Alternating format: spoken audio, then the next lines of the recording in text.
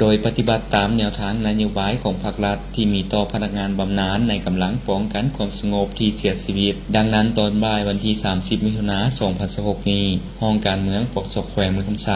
ได้จัดพิธีมอบรับเงินนโยบายอุดหนุนพนักงานบำนาญที่เสียชีวิตให้แก่ครอบครัวผู้ที่เสียชีวิตโดยการเป็นประธานของท่านพันโทแกนจันทร์แสงดารารองหัวหน้าห้องการเมืองปกสแขวงมีท่านพันโทเศรษฐาจันทรัตน์หัวหน้าแผนกประกันสังคมพร้อมโดยคณะและครอบครัวพนักงานบำนาญที่เสียชีวิตเข้าร่วม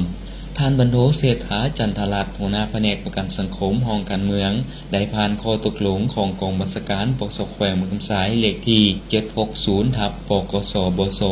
ลงวันที่14พฤษภาคม2026ว่าโดยการปฏิบัตินโยบายอุดหนุนพนักงานบำนาญที่เสียชีวิตในนั้นเห็นดีรายเงินอุดหนุนพนักงานบำนาญเสียชีวิตให้ท่านคำใบศรีหราชสันพันเอกอดีตพนักงานบำนาญสังกัดอยู่กองบัญชาการปกสแขวงเมืองคำไสรวมมูลค่า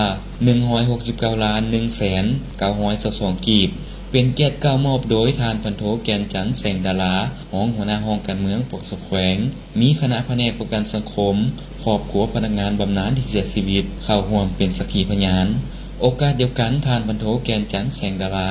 รองหัวหน้าห้องการเมืองปกสแขวง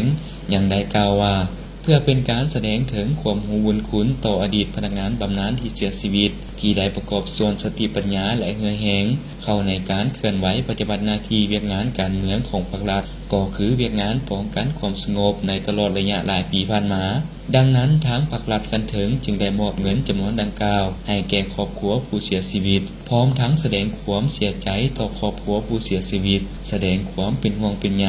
และให้คำมั่นสัญญาว่าจะสืบต่อเบิ่งแยงให้การช่วยเหลือครอบครัวผู้เสียชีวิตตามความอาจสามารถและขอให้ทุกคนจงมีสุขภาพเข้มแข็งสืบต่อเฮ็ดหน้าที่เวียกงานให้ได้รับผลสำเร็จเป็นก้าว